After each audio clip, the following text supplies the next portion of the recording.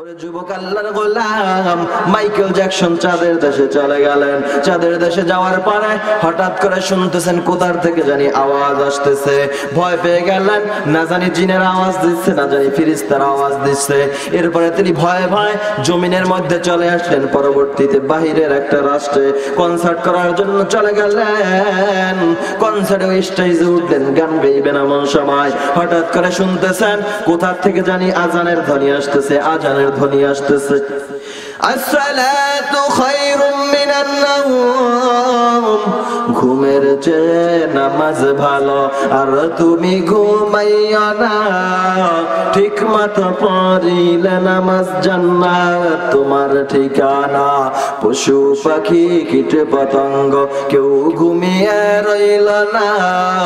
মানুষ হয়ে ঘুমিয়ে থাকা ঠিক তোমাদের হবে না।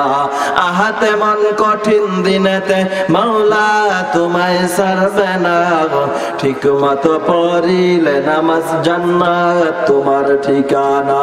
আমার প্রাণের ভাই বোনেরা জলদি করে উঠে যাও, তাড়াতাড়ি ওযু করে নামাজ পড়তে লেগে যাও। আহাতে মন কঠিন দিনেতে নামাজ তোমায় ভুলবে না। ঠিক মতো পড়িলে নামাজ জান্নাত তোমার ঠিকানা। দাদা গেল, বাবা গেল, কেউ তো ফিরে আসলো না। এমনি করে যেতে হবে, বুঝে তো মন বুঝে না।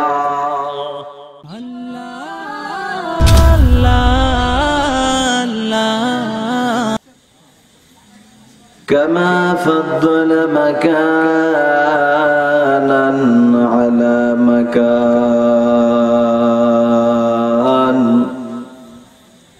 وإنسانا على إنسان. ونشهد أن سيدنا وسندنا وحبيبنا وطبيبنا وطبيب قلوبنا ومولانا محمد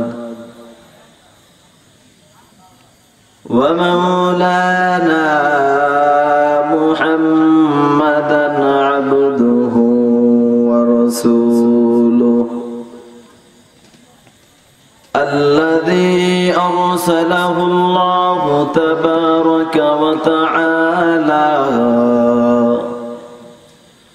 في القرآن المجيد.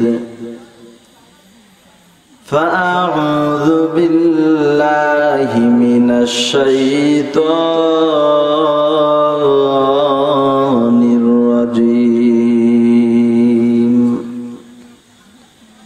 بسم الله الرحمن الرحيم.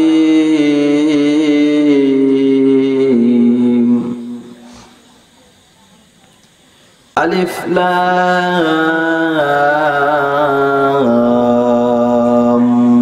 ميم. ذلك الكتاب لا ريب فيه هدى للمتقين.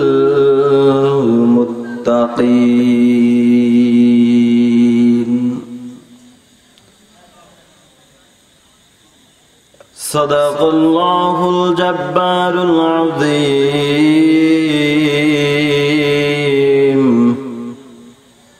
وصدق رسوله النبي الكريم. ونحن على ذلك من الشاهدين والشاكرين والحمد لله رب العالمين. بذكر شهر چبینی در خروشاغست. بذكر شهر چبینی در خروشاغست. वलेदाना ज़रीमाना के गुलशास्त न बुलबुल बरगुलश तस्बीह खानेस्त कि हर कारे बतस्बीह ज़बानेस्त मोमेना ज़िक्रे खुदा बसियार गो याद युकुन ला इलाहा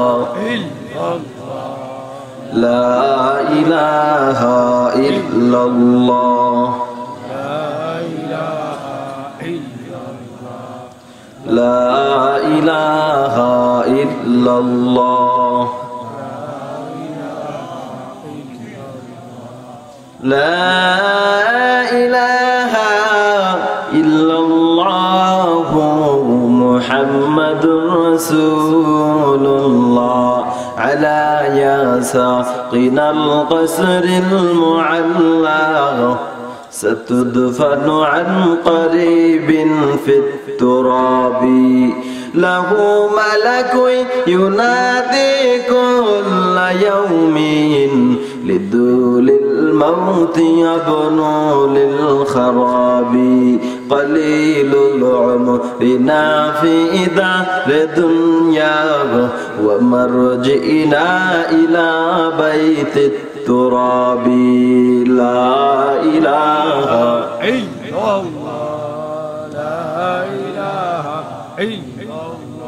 ला इलाहा इल्लल्लाह ला इलाहा इल्लल्लाह ला इलाहा इल्लल्लाह मुहम्मदुर रसूलुल्लाह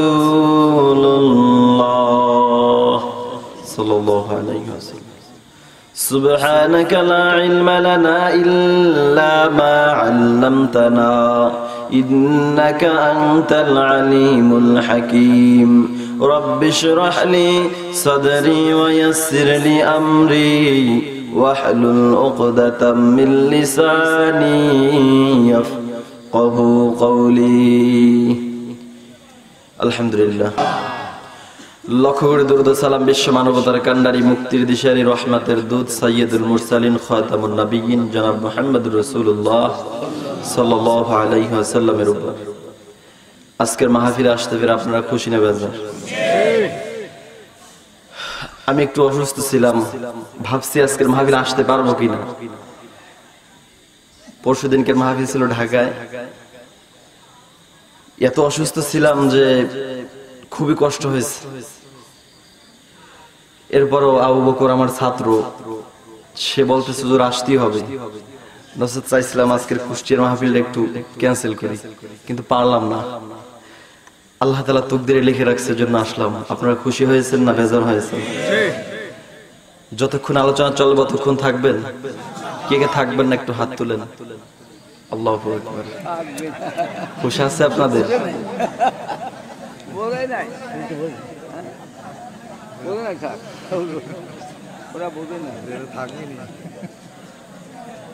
ওয়াজ শুনবেন মন দিয়ে না মনোযোগিতার সাথে? বক্তা ওয়াজ শুরু করেছে, চক্ষু বন্ধ করে ওয়াজ শুরু করেছে। কিছুক্ষণ পর চক্ষু খুলে দেখতেছে সব মাঠে একজনও লোক নাই, সব বাড়ি চলে গেছে। একজন লোক চেয়ারের উপরে বসা। চক্ষু মেলে কয় বেটা তুই যাস নাই কা? হুজুর আপনি মাইক ছাড়লে আমি যাইতে পারি। সেজন্য মাইক যতক্ষণ চলবে ততক্ষণ থাকবেন না, আবার চলে যাবেন। চক্ষু বন্ধ করলে ভাগবেন। যারা হাত জাগাইছে তারা বুদ্ধিমান, তারা চিন্তা করে যে না হুজুর সারা রাত ওয়াজ চালাবে না, এজন্য তারা বুঝে। কারণ বাঙালি তো চালাক, বাঙালি কি খুব চালাক, কোথাও ঠকবে না। যেখানে যাক, পৃথিবীর যে প্রান্তে যাক। সেদিন সিলেট গেলাম, শুনি কয় সিলেটের এই বাড়ি, আমার বলতেছে হুজুর এই যে বাড়ি দেখতেছেন এই বাড়ির লোক লন্ডনের এমপি। আমি চিন্তা করলাম বাংলাদেশের লোক লন্ডনের এমপি। বাংলাদেশের মানুষের মেধা একটা ম্যাগনেট, খুব বোঝে, কিন্তু জায়গা মতো মাঝে মাঝে খাটাইতে পারে না। যেমন আপনারা বেজাগায় খাটাই দিলেন। তাই তিনজন লোক জাহাজের মধ্যে রওনা দিছে। কোথায়? জাহাজের মধ্যে রওনা দিছে। যাইতেছে পথের মধ্যে একজন হচ্ছেন আমেরিকান, একজন আমেরিকান নাগরিক, আর একজন হচ্ছেন জাপানের নাগরিক, আর একজন হচ্ছেন বাংলাদেশের নাগরিক। এখন আমেরিকার যে নাগরিক তিনি চিন্তা করতেছেন এই ওদের যে কয়টা রাষ্ট্র আছে এর মধ্যে সবচেয়ে নামি দামি রাষ্ট্র আমাদের আমেরিকা। এখন যদি এদের সামনে আমি একটু ভাবনা লই, বড় না হই, মানিজ্যের থাকে, এই চিন্তা করে সে পকেট থেকে কিছু ডলার ফিক দিয়ে নদীর মধ্যে ফালায় দিচ্ছে। জাপানিওয়ালা চিন্তা করতেছে কি ব্যাপার, এতগুলো দামি দামি ডলার আপনি নদীর মধ্যে ফালায় দিলেন। বলে সামথিং আমাদের দেশে অ্যাভেলেবেল আছে, আমার টাকার ডলারের অভাব নাই। এখন জাপানি চিন্তা করতেছে আমেরিকান আমার সামনে ভাব দেখাইবে আর আমি বসে থাকবো, সম্ভব না। চিন্তা করে তিনি একটা ল্যাপটপ পানির মধ্যে ফালায় দিচ্ছে। এখন বাঙালি পাশে তাকায় দেখতেছে দামি একটা ল্যাপটপ পানির মধ্যে, ব্যাপার কি, আপনি ল্যাপটপটা পানির মধ্যে ফালায় দিলেন। বলে ল্যাপটপ আমাদের দেশে তৈরি হয়, আমাদের জাপানে সবকিছু তৈরি হয়, এগুলো অ্যাভেলেবেল আছে, সমস্যা নাই। বাঙালি চিন্তা করতেছে আমি ঠকবো, কোশ্চিন কেন সম্ভব না। হাতের কাছে আদরের একটা ছেলে ছিল, ফিক দিয়ে নদীর মধ্যে ফালায় দিছে। দুইজন আশ্চর্য হয়ে গেলে আমরা যা ফালাইছি পাবো, আপনি তো আদরের কলিজার টুকরা সন্তানকে ফালায় দিলেন, কি করলেন কাজটা? বলে আমাদের দেশে বাংলাদেশে জনগণের অভাব নাই, ফালায় দিচ্ছে। কিছুক্ষণ পর পিছন থেকে একটা জাহাজ বাচ্চাটাকে পানির মধ্যে দেখে থামায় দিল। ডুবুরের পানির মধ্যে তলদেশ খুঁজা ছেলেটাকে উঠায় নিয়ে আসলো, জাহাজে উঠায় দিল। ছেলেটা বাবার কাছে দৌড় দিয়ে গিয়ে বলে বাবা ল্যাপটপ পাইছি, ডলার পাইনি। কি পাইছে? ল্যাপটপ পাইছে, ডলার পায় নাই। বাবা ধমক দিয়ে বলতেছে আম্মুক, তোর এত বড় বানাইছি অথচ তুই ডলার আনতে পারলি না। এ হচ্ছে আমাদের বাংলাদেশি মানুষ, এরা বুঝে বেশি, বুঝে কিন্তু জায়গা মতো খাটাইতে পারে না। এজন্য জায়গা মতো খাটাইতে হবে। ওয়াজ শুনবেন জায়গা মতো শুনতে হবে, বেজায়গায় শুনলে হবে না। বক্তা কি আবল তাবল বললো, শুনলাম আর কান শুক করলাম, এতে কোনো লাভ হবে না। এজন্য সাবধান। हकीकत से तो दुनिया बेखबर है, हकीकत से तो दुनिया बेखबर है, दुनिया की नुमाइश पर नजर है। नमी गोयम कि अज दुनिया जुदा बाश, बहर करे के बाशी बा खुदा बाश। चिश्ते दुनिया अज खुदा गाफिल बुदाम, नेकमाशो नुकरा व फरजिंदजान। आबदर किश्ती हलाके किश्तियास्त, आबो अंदर जीरे किश्ती पुश्तियास्त। সাবধান, ওয়াজ শুনতে হবে সাবধানতা, মেধা দিয়ে, জ্ঞান দিয়ে, আবেগ দিয়ে নয়। আবেগ দিয়ে বহুত কিছু করেছেন, এখন আবেগ দিয়ে নয়, মেধা দিয়ে, জ্ঞান দিয়ে করতে হবে। কি দিয়ে? আকল দিয়ে করতে হবে, আবেগ দিয়ে কিছু করা যাবে না। বাঙালি সব খুয়াইছে আবেগ দিয়ে। সাবধান। আমি কোরআনুল কারীমের মধ্য থেকে বিশ্বের সবচাইতে মহাগ্রন্থ আল কোরআনুল কারীম, যেই কোরআনুল কারীমের শুরুতেই আল্লাহ পাক রব্বুল আলামিন বলতেছেন লা রাইবা ফি, এর মধ্যে কোনো সংশয় নাই, কোনো সন্দেহ নাই। দুনিয়ার মধ্যে কেউ যদি কোনো গ্রন্থ লিখতে যায়,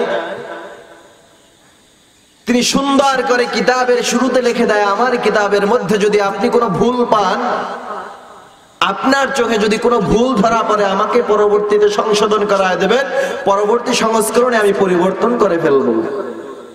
আর আমার মাওলা দয়াময় রব্বুল আলামিন বিশ্ব জগতের প্রতিপালক, যেই মালিকের মতো আর কোনো মালিক নাই, যেই রবের মতো আর কোনো রব নাই, যেই আল্লাহর মতো আর কোনো আল্লাহ নাই, যেই রাজ্জাকের মতো আর কোনো রাজ্জাক নাই, সেই মালিক বলে আমি প্রথমেই তোমাদেরকে জানাই দিলাম, আমি যেই কিতাব তোমাদের মাঝে নাজিল করলাম এর মধ্যে কোনো সংশয় নাই, কোনো সন্দেহ নাই। সাবধান, লা রাইবা ফি। এই ঘোষণা কে দিয়েছে? আল্লাহ। না দুনিয়ার কোনো মানুষ দিয়েছে? কে দিয়েছে? আল্লাহ দিয়েছে। আল্লাহ বলতেছেন আলিফ লাম মিম যালিকাল কিতাবু লা রাইবা ফীহি হুদাল লিল মুত্তাকিন। আলিফ লাম মিম এর শুরুতে তিনটি হরফ আছে, আলিফ লাম মিম। কয়টি হরফ? কয়টি হরফ? আলিফ লাম মিম তিনটি হরফ আছে। বলে এই হরফ তিনটির অর্থ মুফাসসিরিনে কিরাম বলে আল্লাহু আ'লামু বিমুরাদি বিযালিক, এগুলোকে হুরুফে মুকাত্তাআত বলে। বলে এর অর্থ আল্লাহ পাক রব্বুল আলামিন জানে, দুনিয়ার কোনো মানুষ জানে না। হ্যাঁ, দুনিয়ার মানুষ কিছু কিছু ব্যাখ্যা করেছে। কি ব্যাখ্যা করেছে? বলে আলিফ লাম মিম, আলিফে কেউ আল্লাহকে বুঝিয়েছে, লামে জিব্রাইলের মাধ্যমে, মিমে মুহাম্মাদের কাছে পৌঁছিয়েছে। তারা তিনজন ভালো জানে, দুনিয়ার মানুষ জানে না। এইভাবে বিভিন্ন জনে বিভিন্ন ব্যাখ্যা করতে পারে। আলিফে আল্লাহ, এইভাবে বিভিন্ন শব্দ দ্বারা বিভিন্ন রকমের অর্থ করতে পারে। যেমন আমি আমার নামের শুরুতে এইচ এম লিখছি। কি লিখছি? H M Abul Kalam. H M Abul Kalam.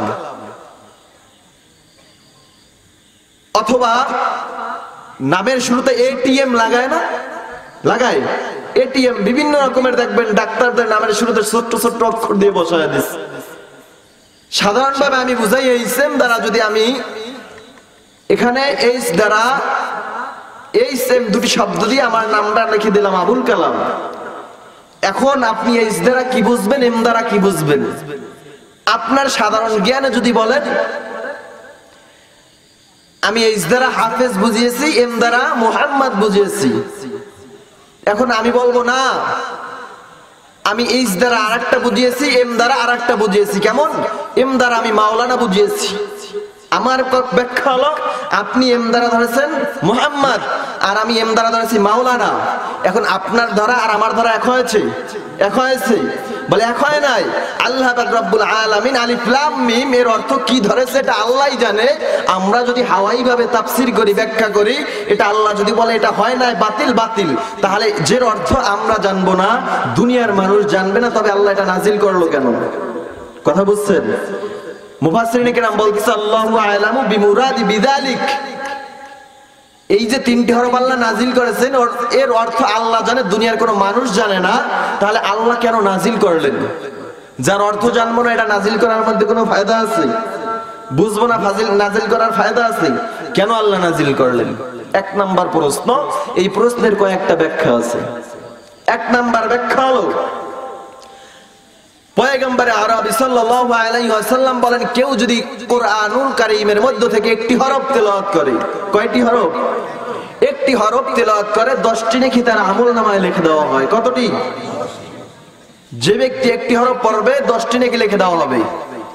আপনাদের বিরক্ত হচ্ছে না? আপনারা খারাপ লাগতেছে? থাকবেন যতক্ষণ চালাবো। সকলে থাকবেন, একটু হাত তুলে দেখান। আল্লাহ কবুল করে বলেন আমিন। সকলে হাত তুলছেন না? হাত তুলছেন সবাই? আবার ফাঁকে দুই একজন রয়ে গেছে। মোনাজাত পর্যন্ত থাকবেন? যতক্ষণ চালাবো অতক্ষণ থাকবেন? এখন আপনাদের কাছে একটা মাসআলা জিজ্ঞেস করি, ছোট্ট একটি মাসআলা। যে ব্যক্তি ওয়াদা করে আর ওয়াদা বরখেলাপ করে তাকে আপনারা কি বলেন? আরো জোরে বলেন, আরো জোরে। এই ফটো আমি মোল্লা দিয়েছি? স্টেজের কোন ব্যক্তি দিয়েছে? কারা দিয়েছে? আপনারা দিয়েছেন। এখন দেখবেন কার পাশ থেকে কে ওঠে। যে উঠবে সে কোন কাতারে পড়বে? কোন কাতারে? সাবধান। আবার কিছু কিছু মানুষ আছে ওয়াজ 2-2.5 ঘন্টা 3 ঘন্টা শুনবে। হুজুর যদ্দুর মনে আছে যদ্দুর করেন, জান্ডা বাইর করে দেন, কিন্তু মোনাজাত দেব না। কি দেব না? মোনাজাত দেব না। কারণ কি? ইবলিস চিন্তা করতেছে তুই 60 বছর 70 বছর গুনাহ করছো বেটা, এখন এক মোনাজাত দিয়ে 2 চোখের পানি ফেলায় দিবে, অথবা পাশে এক মুরব্বি চোখের পানি ফেলায় দিল, অথবা রাসূল বলতেছে 3 ব্যক্তির দোয়া কবুল। আল্লাহ পর্দা ছাড়া কবুল করে না। এর মধ্যে 1 নাম্বার হচ্ছে মুসাফির। আমি তো মুসাফির। আল্লাহ রাসূলের হাদিস অনুযায়ী দোয়া তো কবুল। চিন্তা করতেছে যে দোয়া কবুল হয়ে যাবে এত সহজ, জীবনের গুনাহ সব বাতিল হয়ে যাবে। 70 বছর গুনাহ করাইলাম, ফাও তাড়াতাড়ি ওঠ, বাড়ির দিক রওনা দে। ওয়াজ শুনবি মন ভইরা, মোনাজাত দিবি না। কি দিবি না? এজন্য দেখবেন কে কে মোনাজাত না দিয়ে যায়। ওয়াদা করছেন সকলে, থাকবেন তো? আল্লাহ কবুল করুক। 1 নাম্বার ব্যাখ্যা বলছিলাম, আমি মূল পয়েন্ট আলোচনার দিক ঢুকবো। আলিফ লাম মিম, পয়গম্বর বলেন কেউ যদি একটি হরফ তেলাওয়াত করে 10টি নেকি তার আমলনামায় লেখা হয়। কতটি? 10টি নেকি তার আমলনামায় লেখা হয়। তাহলে আল্লাহ পাক রব্বুল আলামিন চান না আমার বান্দা 30টা নেকির থেকে মাহরুম হয়ে যাক। अल्लाह अल्लाह तू मेरा रहमान है, अल्लाह अल्लाह तू मेरा रहीम है, हर गरीने देने तू तैयार है, जो न मांगे उससे तू बेजार है। আল্লাহ বলে আমার কাছে চাও, আমি দেওয়ার জন্য প্রস্তুত। তুই যেন 30টা নেকির থেকে মাহরুম না হও, এজন্য আমি আল্লাহ 3টি হরফ এখানে বাড়তি দিয়ে দিলাম, পর আর নেকি কামাই কর। 1 নাম্বার ব্যাখ্যা। 2 নাম্বার ব্যাখ্যা হলো, আমি আল্লাহ পাক রব্বুল আলামিন তোমাদের মাঝে কোরআন নাজিল করলাম, দেখবো বিশ্বাস করো কিনা। আবু জাহালের মতো ঈমান তোমার, না মুমিনদের মতো, না আবু বকরের মতো ঈমান তোমার। পয়গম্বরে আরবি হযরত মুহাম্মদ রাসূলুল্লাহ সাল্লাল্লাহু আলাইহি ওয়াসাল্লাম মেরাজের রাতে 7 আসমান 7 জমিন ভ্রমণ করে জমিনে আসলেন। সকালবেলা বয়ান করতেছে সাহাবায়ে কেরাম, রাত্রিবেলা আমি 7 আসমান 7 জমিন সওয়ার করেছি। সাহাবায়ে কেরাম বিশ্বাস করল। আবু জাহাল সুযোগে সদ্ব্যবহার শুরু করে দিল। মুহাম্মদ পাগল হয়ে গেল। 7 আসমান 7 জমিন মুখের কথা নাকি? এই আসমান থেকে জমিন পর্যন্ত, প্রথম আসমান প্রথম জমিন থেকে আসমান পর্যন্ত মাঝখানে 500 বছরের রাস্তা ফাঁকা। কত বছর? জমিন থেকে আসমান পর্যন্ত 500 বছরের রাস্তা ফাঁকা। এই 500 বছরের রাস্তা, আবার ওই আসমান থেকে পুরো আসমানটা 500 বছরের রাস্তা পুরো। ওই আসমান থেকে আবার দ্বিতীয় আসমান পর্যন্ত মাঝখানে 500 বছরের রাস্তা ফাঁকা। এত বড় আসমান মুহাম্মদ এক রাত্রের অল্প কিছু সময়ের মধ্যে অতিক্রম করেছে। মুহাম্মদ তো পাগলের মতো কথা কয়। মুহাম্মাদের আপন বন্ধু হলো কে? তাড়াতাড়ি দৌড়াই। আকে শুধুয়া রশ আবু বকর আমার, আসরে আঙ্গশতে উশক শদ কমর, সাহেব শবু দন্দে উসমান আলী, বহরে গশতন্দে দর আলম ওয়ালি। এবার আবু জাহাল বলতেছে মুহাম্মাদের সবচাইতে আপন বন্ধু হচ্ছে আবু বকর। আবু বকর মুহাম্মাদের বড় বন্ধু। দৌড় দিলেন আবু বকরের দরজায়, গিয়া বলে আবু বকর শুনছো নাকি মুহাম্মদ পাগলের মতো কথা বলে, আবল তাবল কথা বলতেছে। বলে মুহাম্মদ কি বলে? বলে মুহাম্মদ বলতেছে আল্লাহ পাক রব্বুল আলামিন নাকি রাত্রের ভিতরে কিছু সময়ের মধ্যে 7 আসমান 7 জমিন জান্নাত জাহান্নাম সবকিছু ঘুরায়া অল্প কিছু সময়ের মধ্যে জমিনে দিয়ে গেলেন। মুহাম্মদ পাগলের মতো বলতেছে। আবু বকর ডেকে বলে সত্যি কি? মুহাম্মদ বলে, মুহাম্মাদের জবান থেকে বের হয়। বলে শুনবা আমার সাথে, চলো মুহাম্মাদের জবান থেকে শুনে আসবা। বলে মুহাম্মাদের জবান থেকে শুনতে হবে না। পয়গম্বর যদি বলে আমি 7 আসমান সওয়ার করেছি, 7 জমিন সওয়ার করেছি, আমি আবু বকর তার মুখ থেকে না তোর মুখ থেকে শুনেই বিশ্বাস করে নিলাম। সুবহানাল্লাহ। মুহাম্মদ আরবি হ্যাঁ নবী রাস্তে পেশওয়া, আলাম হুয়া হুসকি ফায়দা से उजाला, शफीउल उमम हमारा नबी रोज क़यामत, शफाअत करेगा अल्लाह के पास गुनाहगार उम्मत, शफीअ मुशफ़्फ़ा नामे मुहम्मद अहमद, तआत रसूल न हो तो जिंदगी बर्बाद, तआत रसूल न हो तो जिंदगी बर्बाद। আবু বকর ডেকে বলে, ও আবু জাহাল, মুহাম্মাদের জবান থেকে শুনতে হবে না, তুমি যদি বলো আমি আবু বকর বিশ্বাস করে নিলাম, বিশ্বাস করে নিলাম। কোন আবু বকর? কোন আবু বকর? বলে আল্লাহ পাক রব্বুল আলামিন আবু বকরকে উচ্চ মর্যাদা দান করেছে। সাহাবায়ে কেরামদের মধ্যে প্রথম খলিফা হচ্ছেন আবু বকর। আবু বকর পয়গম্বরের জন্য কত কষ্ট করছেন। ও আবু বকরের মতো ঈমানটাকে মজবুত বানাও, আবু জাহালের মতো নয়। এবার বলতেছে, আমি তোমার মাঝে কোরআন নাজিল করলাম, এই কোরআনটা আল্লাহ লৌহে মাহফুজ থেকে আমাদের মাঝে নাজিল করেছেন। যালিকাল কিতাব, আই হাযাল কিতাব, এই কিতাবটাকে আল্লাহ লৌহে মাহফুজ থেকে আমাদের মাঝে নাজিল করে দিলেন। বলে ওই কোরআনটাকে তুমি বিশ্বাস করো কিনা আমি আল্লাহ দেখব। এই গ্রন্থটাকে আমি আল্লাহ দুনিয়ার জমিনে পাঠিয়ে দিলাম, এই কোরআনকে বুঝবা না, বিশ্বাস করবা কিনা আমি আল্লাহ দেখব। এজন্য আমি আল্লাহ কোরআনের শুরুতেই হরফে মুকাত্তারাত 3টি হরফ পাঠিয়ে দিলাম। এই হরফ 3টার অর্থ তোমরা বুঝবা না, দেখবো তারপরেও তোমরা মানো কিনা। তোমরা এই অর্থ জানবা না, এরপরেও দেখবো মানো কিনা। বান্দা পরীক্ষার জন্য দিলাম। এই হরফ 3টার অর্থ বুঝবা না, এরপরে আমি আল্লাহ নাজিল করলাম, দেখবো তুমি মানো কিনা। যদি মানো তুমি মুমিন, না মানো জাহান্নামে চলে যাবা, বেঈমান হয়ে যাবা। বলে কিয়ামতের দিন কোন মুমিন, কোন কাফের জাহান্নামে যাবে না। কোন কাফের জাহান্নামে যাবে না। জাহান্নামে যাবে কারা? কিয়ামতের দিন। বলে কিয়ামতের দিন কাফেরদেরকে জাহান্নাম দেখে দেখে জাহান্নামের মধ্যে পাঠায় দেওয়া হবে। দেখে বিশ্বাস করার নামে ঈমান, না দেখার জিনিস বিশ্বাস করার নামে ঈমান। বলে হকুল ইয়াকিন, আইনুল ইয়াকিন। এক নাম্বার হচ্ছে হকুল ইয়াকিন, আইনুল ইয়াকিন। বান্দা তুমি দেখবা না, তারপরেও বিশ্বাস করবা, এটার নাম হচ্ছে ইয়াকিন, এটার নাম হচ্ছে বিশ্বাস। আর একটা হলো আইনুল ইয়াকিন। বান্দা ইলমুল ইয়াকিন, যেটা তুমি জানো না, জানা ইলমুল ইয়াকিন বলা হয় যেটা আমি জানি। যেমন আগুন, আগুনের ভিতরে হাত দিলে হাত পোড়ায় দেয় না সুন্দর করে রেখে দেয়? পোড়ায় দেয়, পোড়ায় দেয়।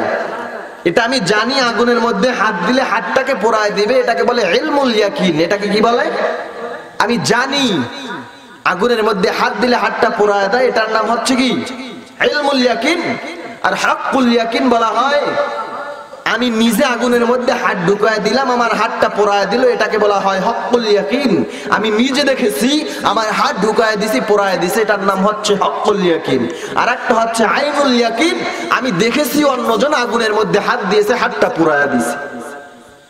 ইয়াকিন 3 প্রকারের, বিশ্বাস 3 প্রকারের, ঈমান 3 প্রকারের। কিয়ামতের দিন সমস্ত কাফেরদেরকে দেখায় দেখায় জাহান্নাম দেওয়া হবে। কিয়ামতের দিন কাফেরদেরকে মুমিন বানায় জান্নাতের মধ্যে দেওয়া হবে। বুঝতে পারছেন কথা? বুঝতে পারছেন? ওদেরকে জাহান্নাম দেখায় দেখায় জাহান্নামের মধ্যে দেওয়া হবে। সেদিনকে ওরা হকুল ইয়াকিন, আইনুল ইয়াকিন, ইলমুল ইয়াকিন 3টা জানার পরে জাহান্নামের মধ্যে পদার্পণ করবে। আর বান্দা তুমি দুনিয়ার মধ্যে জাহান্নাম দেখো নাই, ইলমুল ইয়াকিন বিশ্বাস করেছো জাহান্নাম সত্য, বিশ্বাস করেছো জান্নাত সত্য, বিশ্বাস করেছো ফেরেশতা সত্য, বিশ্বাস করেছো কিতাব সত্য, বিশ্বাস করেছো রাসূল সত্য। এই ইলমুল ইয়াকিন তুমি জানার পর বিশ্বাস করছো, এটার নাম হচ্ছে ঈমান। এটার নাম কি? ঈমান। কিন্তু কাফেররা এটা বিশ্বাস করে না, এজন্য ওরা কাফের। এজন্য কি? কাফের। আপনি বিশ্বাস করেছেন এজন্য ঈমান। আল্লাহ বলে আমি কোরআন নাজিল করেছি, এই কোরআনটাকে তুমি জানো আর নাই জানো, বুঝো আর নাই বুঝো, বিশ্বাস করো কিনা দেখবো। যদি বিশ্বাস করো মুমিন, আর যদি বিশ্বাস না করো তুমি কাফের, বেঈমান। দুনিয়ার মধ্যে যারা কোরআন মানে না তাদেরকে আপনারা কি বলেন? কি বলেন? কাফের বলেন, বেঈমান বলেন। আর যারা মানে তাদেরকে কি বলেন? মুমিন বলেন। এজন্য আল্লাহ পাক রব্বুল আলামিন বলতেছেন, দ্বিতীয় নাম্বার ব্যাখ্যা হলো আমি আল্লাহ পাক রব্বুল আলামিন কোরআন নাজিল করলাম, অর্থ বুঝবা না, ব্যাখ্যা জানবা না, তাফসীর জানবা না, এরপরও বিশ্বাস করো কিনা দেখবো আমি আল্লাহ।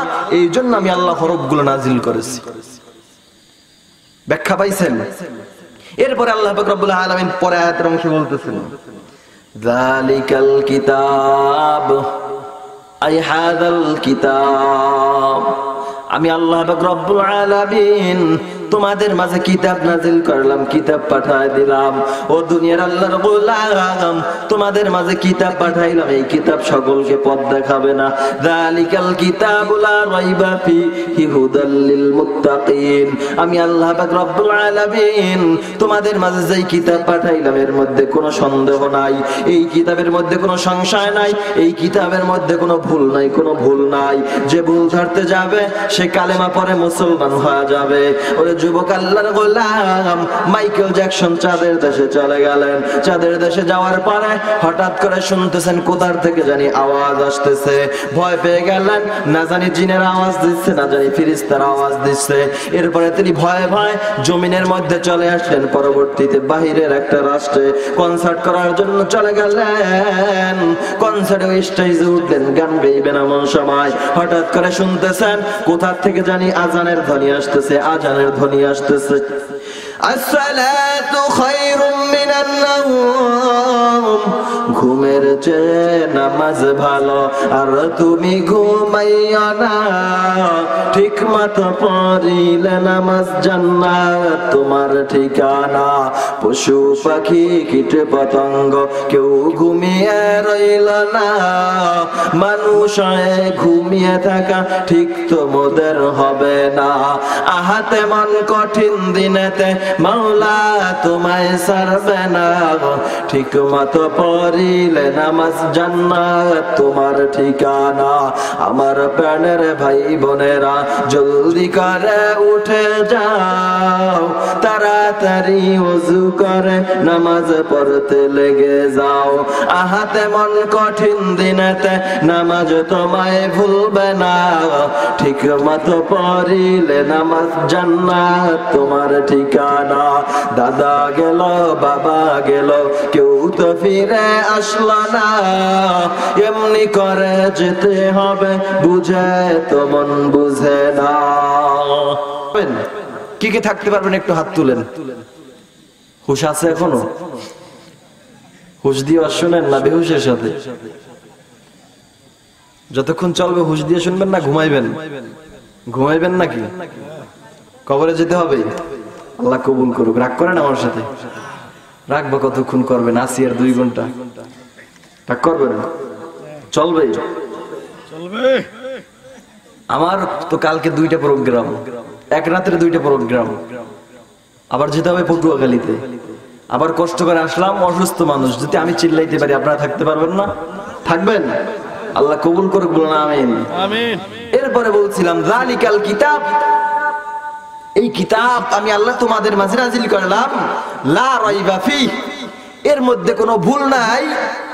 যে ভুল ধরতে যাবে সেই মুসলমান হয়ে যাবে। এই কোরআনের মধ্যে যে ভুল ধরার জন্য গবেষণা শুরু করবে, আল্লাহ হেদায়েতের চাবি ঘুরাই দেবে, মুসলমান হয়ে যাবে। কোরআন এমন একটা জিনিস, কোরআন এমন একটা কিতাব, বলে এই কিতাবের মধ্যে কোনো ভুল নাই। এরপরে বলতেছেন যালিকাল কিতাবু লা রাইবা ফীহি হুদাল লিল মুত্তাকিন, এই কিতাব সকলকে পথ দেখাবে না, একমাত্র মুত্তাকিনদের পথ দেখাবে। কাদেরকে? কাদেরকে পথ দেখাবে? ইয়া আইয়ুহাল্লাযীনা আমানুত্তাকুল্লাহ হাক্কা তুকাতিহি ওয়া লা তামুতুন্না ইল্লা ওয়া আনতুম মুসলিমুন। বলে এই কিতাব সকলকে পথ দেখাবে না, একমাত্র তাকওয়াওয়ালাদেরকে পথ দেখাবে, যাদের মধ্যে আল্লাহর ভয় আছে। হুদাল লিল মুত্তাকিন, যারা মুত্তাকিন তাকওয়াওয়ালা পরহেজগার তাদেরকে পথ দেখাবে। এই কোরআন কাফেরদেরকে পথ দেখাবে না। এজন্য বান্দা আল্লাহ পাক রব্বুল আলামিন বলেন, বান্দা ইয়া আইয়ুহাল্লাযীনা আমানুত্তাকুল্লাহ, যারা আমি আল্লাহকে ভয় করো মুমিন হয়েছে, তারা মুসলমান হয়ে কবরে আসো। কিন্তু আজকের একজন বক্তা বলতেছেন মুসলমান নবী ছিলেন না। নবী কি ছিলেন না? কি ছিলেন না? কথা কয় না। নবী কি ছিলেন না? মুসলমান ছিলেন না। তাহলে নবী কি ছিলেন? আজীব ব্যাপার। নবী বলেন আমি হলাম প্রথম মুসলমান। সাবধান, আল্লাহ বলতেছেন তোমার মধ্যে যখন ঈমান আনবা এরপরে মুসলমান হয় কবরে আসবা, মুসলমান না হয় কবরে আসবা না। এখন মুসলমান কাকে বলে এটাই তো আমরা বুঝি না। মুসলমানি বুয়াদ গরদান নেহাদান আনান খতাবাতাসতে খাজদাদান গরব সূরত আদমিন সাবুদে আহমদ আবু জাহালহা মেক সাবুদে। আল্লাহ পাক রব্বুল আলামিন বলে বান্দা মুসলমান হও তারপরে কবরে আসো, মুসলমান না হইয়া অন্ধকার কবরে আসবা না, যদি আসো জাহান্নাম বানায় রাখলাম। বলে কেমন জাহান্নাম বানাইলেন? আল্লাহ পাক রব্বুল আলামিন বলে জাহান্নামটাকে আমি সাধারণ ভাবে বানাই নাই, জাহান্নামটাকে আমি আল্লাহ অনেক কঠিন করে বানাইছি রে বান্দা। আল্লাহ পাক রব্বুল আলামিন আমাদের আদি পিতা আব্বা জান আদম নবী আলাইহিস সালাতু ওয়াস সালাম তাকে যখন প্রথম আল্লাহ জান্নাতের মধ্যে বসবাস করার জন্য দিলেন, একটুখানি ভুলের কারণে গন্ধম ফলের কারণে তিনি জান্নাত থেকে বের হয়ে গেলেন। বের হয়ে যাওয়ার পর আল্লাহ বলে ও আদম তুমি এখন আর জান্নাতের ফল খেতে পারবা না, জান্নাতের পোশাক পরিধান করতে পারবা না, এখন দুনিয়ার মধ্যে দুনিয়ার পোশাক পরিধান করবা, দুনিয়ার ফল খাইবা, এখন ভাত রান্না করে খাইবা, চাল রান্না করবা। এরপরে বান্দা আদম তরকারি রান্না করবা, এবার যাও তোমাকে দুনিয়ার মধ্যে পাঠায় দিলাম। আল্লাহ বলেন আদম রান্না করো। আদম নবী আলাইহিস সালাতু ওয়াস সালাম রান্না করার জন্য প্রস্তুতি নিলেন। আল্লাহ পাক রব্বুল আলামিনের আদেশে জিবরাইল আগুন নিয়ে আসলেন। আসার পর বলে আদম এই আগুন দ্বারা তুমি রান্না করবা। ভাত দিলেন, পাতিল দিলেন, চাল দিলেন, আগুন দিলেন। এবার আদম নবী আলাইহিস সালাতু ওয়াস সালাম পাতিলের মধ্যে চাল দিলেন, চাল দিয়ে যখন আগুনের উপর বসায় দিলেন, আগুনটা এবার পাতিল পুরায় ফেলাইলেন, চালও পুরায় ফেলাইলেন, তরকারিও পুরায় ফেলাইলেন। এবার আদম নবী আলাইহিস সালাতু ওয়াস সালাম কান্না করে আর বলে ও আল্লাহ কি আগুন দিলা, ভাত পুড়ে ফেললো, চাল পুড়ে ফেললো, পাতিল পুড়ে ফেললো, এখন আমি কি করব? আল্লাহ বলে ও জিবরাইল যাও যাও, এই আগুন দ্বারা আদম রান্না করে খেতে পারবে না, কারণ এই আগুনটা বড় কঠিন, এই আগুনটা দুনিয়ার কোন আগুন না, এটা বড় কঠিন আগুন। আল্লাহ পাক রব্বুল আলামিন আগুনটাকে কত কঠিন বানাইছেন, বলে এই আগুনটা কত কঠিন। আল্লাহ পাক রব্বুল আলামিন আগুন যখন জাহান্নাম বানাইলেন, জাহান্নাম বানানোর পর আল্লাহ বলে আগুন তুমি 1000 বছর জ্বলতে থাকো। আগুনটা 1000 বছর জ্বলার পর আল্লাহকে ডেকে বলে আল্লাহ আমি আগুন 1000 বছর জ্বলেছি। আল্লাহ বলে 1000 বছর জ্বলার পরেও হবে না, ওরে আগুন আরো 1000 বছর জ্বলাও। আগুনটা আবার 1000 বছর জ্বলে 2000 বছর পূরণ হলো। এবার ডেকে বলে আল্লাহ আমি তো 2000 বছর জ্বলেছি। এবার আল্লাহ বলে 2000 বছরও হবে না, কারণ দুনিয়ার মধ্যে কতক নাফরমান গোলাম থাকবে। আমি আল্লাহ কিতাব দিয়েছি, রাসূল পাঠিয়েছি, ওদেরকে পাঠানোর জন্য, হেদায়েত দেওয়ার জন্য, কোরআনের পথ দেখার জন্য। ওরা বিশ্বাস করে না, দুনিয়ার মধ্যে গাদ্দারি করেছে, আমি আল্লাহর কথা মানে নাই, কোরআনের কথা শুনে নাই, ওদেরকে আমি আল্লাহ সামান্য আগুন দ্বারা জ্বলাবো না। 2000 বছরে আগুন হবে না, আরো 1000 বছর জ্বলো, 3000 বছর পূরণ হও। জাহান্নামটা এবার 3000 বছর জ্বলার পরে জাহান্নাম বলে ও দয়াময় রব্বুল আলামিন আমি জাহান্নাম 3000 বছর জ্বলেছি। এই 3000 বছর জ্বলার পর আগুনটা এত তাপ হয়েছে, বলে পাতিল দেয় পাতিল পুড়ে যায়, চাল দেয় চাল পুড়ে যায়, তরকারি দেয় তরকারি পুড়ে যায়। আল্লাহ বলে আগুন জিবরাইল আগুন দ্বারা আদম রান্না করতে পারবে না, আগুনটাকে নিয়ে তুমি সমুদ্রের মধ্যে 3টা আঘাত করে দাও, 3টা আঘাত করে দাও। এবার জিবরাইল আলাইহিস সালাতু ওয়াস সালাম আগুনটাকে নিয়ে পানির মধ্যে 3টা আঘাত করলেন। প্রথম আঘাত করলেন, আঘাতের কারণে এক ভাগ আগুন পাথরের মধ্যে চলে গেলেন। তাকায় দেখো বান্দা, পাথর পাথর আঘাত লাগায় দেখো, পাথরের মধ্যে আগুন তৈরি হয়ে যায়। এত আগুন পাথরের মধ্যে আল্লাহ দিলেন। দ্বিতীয় নাম্বার বাড়ি দিলেন আল্লাহ পাক রব্বুল আলামিনের আদেশে জিবরাইল। দ্বিতীয় নাম্বার বাড়ির কারণে ওই আগুনটা আজকের পানির মধ্যে চলে গেল। তাকায় দেখো সেই আগুন দ্বারা কাপ্তানের বিদ্যুৎ উৎপন্ন হয়। বিদ্যুতের এত তাপ, বলে বিদ্যুতে মাত্র হাত লাগানোর সাথে সাথে পুরো অঙ্গ বাতিল করে দেয়। বিদ্যুতের এত তাপ, বলে পুরো লোহাটাকে পানি বানায় দেয়। বিদ্যুতের এত তাপ, বলে লোহাকে গলায় দেয়, সোনাকে গলায় দেয়। এরপর আল্লাহ পাক রব্বুল আলামিন বলে তৃতীয় ভাগ আগুন নিয়া আদমকে দাও। এবার আদম আগুন দ্বারা ভাত রান্না করবে, চাল রান্না করে খাবে, তরকারি রান্না করবে, লোহা গলায় দিবে, এইভাবে দুনিয়ার মধ্যে চলবে। বলে এই লোহাটা কত শক্তিশালী, আগুনটা কত শক্তিশালী। আল্লাহ পাক রব্বুল আলামিন যখন জমিনটাকে বানালেন, আল্লাহ পাক রব্বুল আলামিন জমিনটাকে বানানোর পর জমিনটা হেলতেছে, দুলতেছে, নড়তেছে। আল্লাহ পাক রব্বুল আলামিন জমিনটার উপরে পাহাড় নামক পেরাক বসায় দিলেন। বলে আলাম নাজআলিল আরদা মিহাদা। বান্দা তোরা তাকায় দেখুন আল্লাহ কত বড় পাহাড়গুলো দাঁড় করায় রাখলেন। কি এত বড় বড় পাহাড় দিল। বান্দা এবার পাহাড়গুলোকে জমিনের মধ্যে বসায় দিলেন। এখন জমিন হেলেও না, দুলেও না। জিব্রাইল এবার ফেরেশতারা ডেকে বলে আল্লাহ এত বড় শক্তিশালী পাহাড়, এই পাহাড়কে জমিনটা হেলতেছে, দুলতেছে, তুমি পাহাড় বসানোর পর জমিনটা এখন হেলে না, দুলে না। এত শক্তিশালী পাহাড় বানাইলা, এর চাইতে শক্তিশালী আরো আছে কিনা? আল্লাহ বলে ও ফেরেশতারা জানো না, আমি আল্লাহ পাক রব্বুল আলামিনের চাইতে আরো শক্তিশালী করে বানিয়েছি। বলে কি বানিয়েছা? বলে আমি পাহাড়ের থেকেও শক্তিশালী করে লোহাকে বানিয়েছি। বলে আল্লাহ এই লোহার শক্তি কি? বলে লোহার শক্তি জানো না, লোহাটা পাহাড়টাকে কাইটে কাইটে টুকরো টুকরো করে দিতে পারে। ফেরেশতারা আশ্চর্য হয়ে গেলেন, আল্লাহ বুঝলাম না এই পাহাড়ের চাইতে লোহা এত শক্তিশালী। বলো এই লোহার চাইতে আরো শক্তিশালী কিছু আছে নাকি? আল্লাহ পাক রব্বুল আলামিন বলে হ্যাঁ এর চাইতে আরো শক্তিশালী আছে। বলে কি আছে বলো? বলে আমি এই লোহার থেকে আগুনকে বেশি শক্তিশালী করে বানিয়েছি। ফেরেশতারা জিজ্ঞাসা করে আল্লাহ এই আগুনের কি শক্তি, একটু ব্যাখ্যা দাও, একটু শুনি।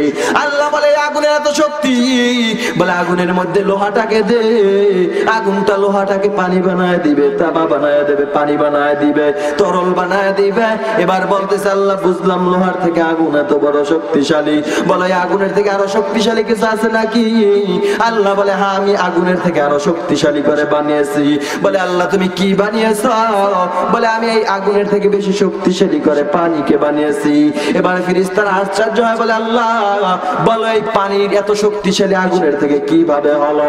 বলে বান্দা ফেরেশতা তাকা দেখ, আগুন জ্বলতেছে, আগুনের উপরে পানি মারবি, আগুনটা নিশ্চিহ্ন হয়ে যাবে, আগুনের কোনো চিহ্ন থাকবে না, আগুনের কোনো চিহ্ন থাকবে না। এবার বলে আল্লাহ বুঝলাম পানি এত শক্তিশালী, পানির থেকে আরো শক্তিশালী কিছু আছে নাকি? আল্লাহ বলে এর চাইতে আরো শক্তিশালী করে বানিয়েছি। বলে কি বানিয়েছো? বলে আমি আল্লাহ বাতাসকে বেশি শক্তিশালী করে বানিয়েছি। বলে বাতাসের কি শক্তি? বলে বাতাস এক মুহূর্তের মধ্যে পানিকে এক প্রান্ত থেকে অপর প্রান্তে নিয়ে যেতে পারে। বান্দা তাকায় দেখ শাসনের বন্যা, সামান্য কিছু সময়ের বন্যার মাধ্যমে পুরো দেশটাকে লন্ডভন্ড বানায় দিল। কে বানায় দিল? কাদের কুদরতুদারি বরকামাল আনতা রব্বি আনতা হাসবি যুল জালাল তুহি কাদের জলিলুল্লাহ জাহাদার বখর হালে তুহি মেরা নেগাহদার। আল্লাহ রব্বুল আলামিন বলে তো শক্তিশালী জিনিস এগুলো আমি আল্লাহ বানাইলাম, এর চাইতে আমি আল্লাহর শক্তি আরো কত। বান্দা তাকা দেখ তোরা বড় দুর্বল, তোদেরকে আমি আল্লাহ দুর্বল করে বানাইলাম। বান্দা আমি আল্লাহর সবচাইতে তোদের প্রতি মায়া বেশি। আল্লাহ পাক রব্বুল আলামিন বলে আমি আল্লাহ তোদেরকে বেশি মহব্বত করি। এই 18,000 মাখলুকাতের দিক তাকা, হয়তো এর বেশি হবে। বলে 18,000 মাখলুকাতের চাইতে আমি আল্লাহ এর মধ্যে সবচাইতে বেশি মহব্বত করি মানুষদেরকে। এই মানুষদের মধ্যে আমি আল্লাহ পাক রব্বুল আলামিন সবচাইতে বেশি মহব্বত করি পয়গম্বরদেরকে, নবীদেরকে। আর আমি আল্লাহ সমস্ত নবীর উম্মতদের মধ্যে সবচাইতে আখিরি জামানার পয়গম্বর জনাব মুহাম্মদুর রাসূলুল্লাহ সাল্লাল্লাহু আলাইহি ওয়াসাল্লাম, আখিরি জামানার পয়গম্বরের উম্মতদেরকে বেশি মহব্বত করি। দেখো যা কুরআনে মে আয় মুহতারাম মুস্তাফা के उम्मत खैरुल उमम हर के तारत खौफ हक़दर दिल मदन जन्नतुल मअवाद हद ओरा मकान। আল্লাহ বলে আমি আল্লাহ শেষ জামানার নবীর উম্মতদেরকে বেশি মুহাব্বত করি। এই মুহাব্বত করার কারণে তোদেরকে আখিরি জামানার পয়গম্বরকে দিলাম। আখিরি জামানায় তোদেরকে এমন একটা কিতাব দিলাম যেই কিতাবটা পৃথিবীর মধ্যে সবচাইতে শ্রেষ্ঠ কিতাব। এই কিতাবের মতো আর কোনো কিতাব নাই, এই নবীর মতো আর কোনো নবী নাই, এই ধর্মের মতো আর কোনো ধর্ম নাই। আমি আল্লাহ সবচাইতে তোদেরকে বড় দামি করে দিলাম। ওরে বান্দা তাকা দেখ, আমি আল্লাহ ইচ্ছা করলে তোকে গরু বানাইতে পারতাম, ভেড়া বকরি বানাইতে পারতাম, গাধা বানাইতে পারতাম, অথচ আমি আল্লাহ তোকে বানাইলাম না। আমি আল্লাহ তোকে মানুষ বানাইলাম, সুন্দর একটা মেধা দিলাম, সুন্দর দুটো হাত দিলাম বান্দা, সুন্দর দুটো পা দিলাম, সুন্দর দুটো চক্ষু দিলাম। এই মেধাটা কেন দিলাম বান্দা? তোকে আকলটা আমি আল্লাহ কেন দিলাম কোনোদিন জানতে চাইছো নাকি?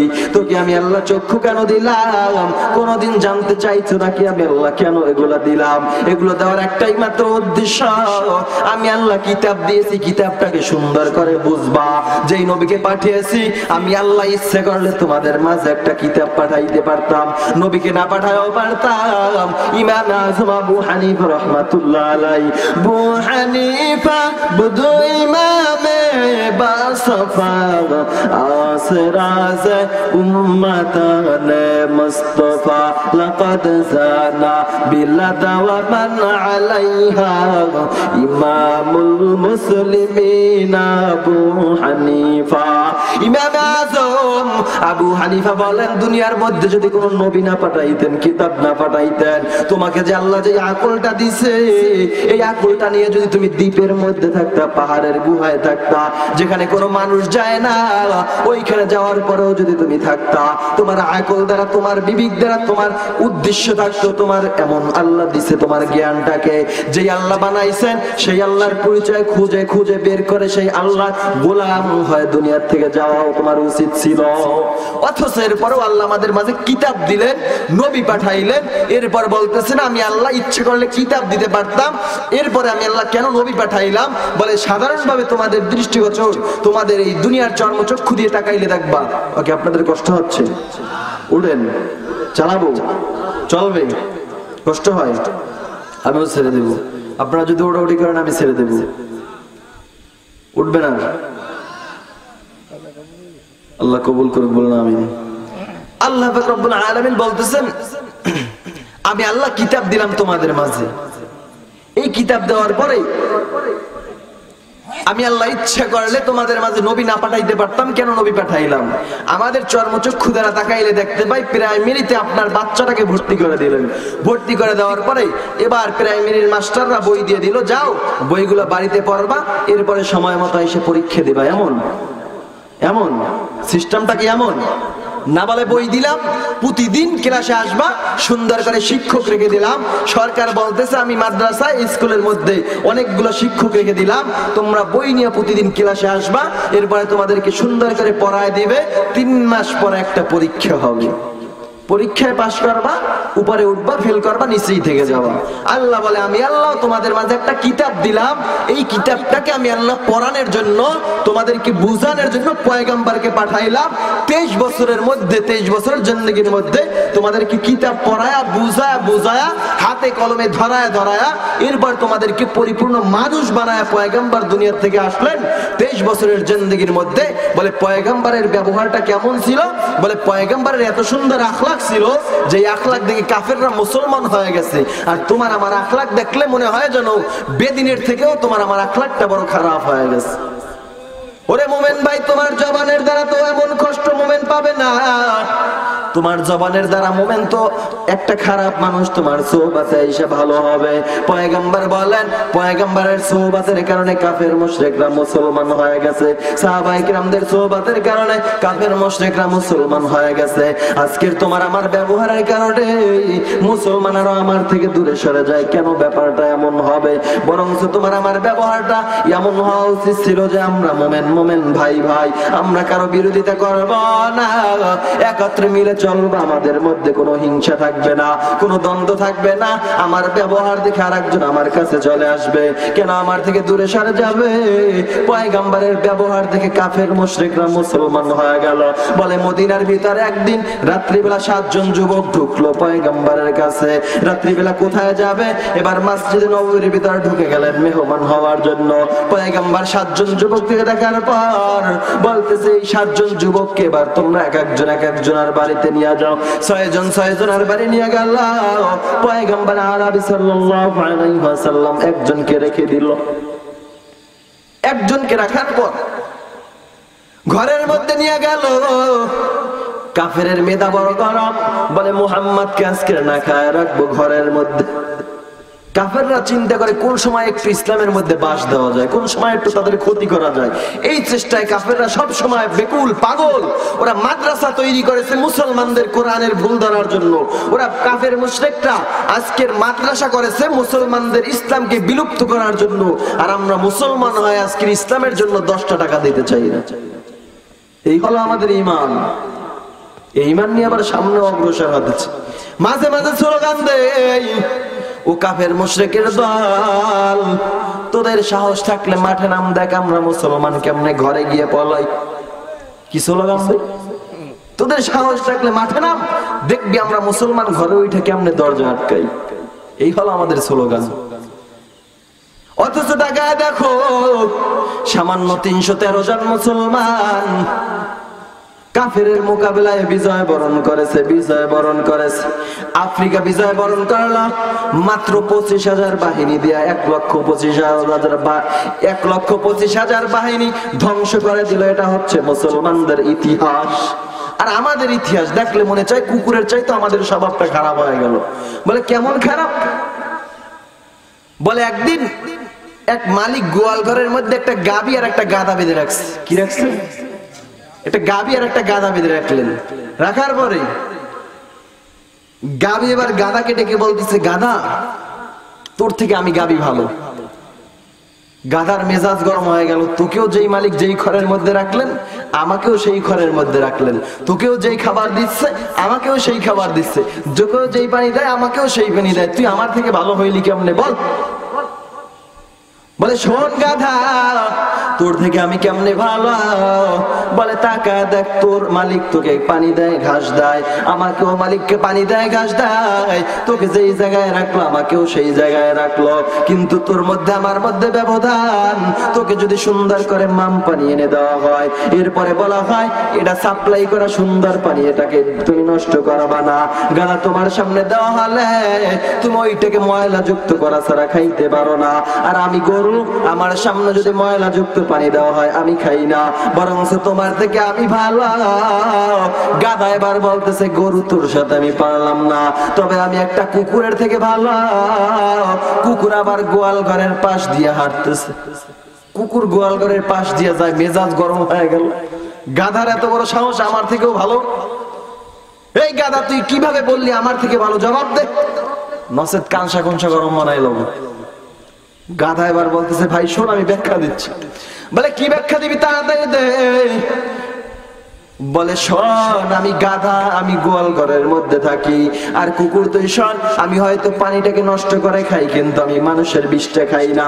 কিন্তু তুই কুকুর এত খারাপ, তুই মাঝে মাঝে মানুষের বিষটা খাও, তুই আমার থেকে ভালো না। এবার কুকুরের মেজাজ গরম। কুকুর ডেকে বলতেছে, শোন তাহলে তোর সাথে পারলাম না, তবে আমি একটা শুকরের থেকে ভালো। শুকর আবার পাশ দিয়ে হাইটে যাইতেছে। শুকর শুই না মাথা নষ্ট হয়ে গেছে। কুকুর আমার নামে এমন কথা বলতেছে, তুই আমার থেকে ভালো হইলি কেমনে বল, নাইলে তোর আজকের 12টা বাজায় ফেলবো। এবার বলতেছে, ঠিক আছে ব্যাখ্যা দিতেছে, একটু অপেক্ষা কর। এবার শুকর বলতেছে, শোন, কুকুর বলতেছে, শোন শুকর, তোর থেকে আমি কেমনে ভালো? বলে কিভাবে ভালো? বলে তুই হয়তো মানুষের বিষটা খাও। কুকুর, আমি মানুষের বিষটা খাই, কিন্তু নিজের বিষটা আমি নিজে খাই না। কিন্তু গাধা, তুই মাঝে মাঝে নিজের বিষটাও নিজে খাও, তোর থেকে আমি কুকুর ভালো। কুকুর এবার বলতেছে, আসলেই তো ভালো, তবে শোন, আমি শুকার একটা বেনামাজির থেকে ভালো। কির থেকে ভালো? কিসের থেকে ভালো? একটা বেনামাজির থেকে ভালো। বেনামাজি আবার শুকরের পাশ দিয়ে যায়। শুকরের মেজাজ বেনামাজির মেজাজ গরম হয়ে গেল। আল্লাহ বলে, ওয়ালাকাদ কাররামনা বানি আদম, আল্লাহ পাক রব্বুল আলামিন বনি আদমকে সবচাইতে দামি করে বানালেন। শুকর তুই কোরআনের ভুল বলো, আল্লাহ পাক রব্বুল আবার বলেন অন্য আয়াতে বলেন উলাইকা কাল আনআমি বাল হুম আদাল উলাইকা হুমুল গাফিলুন।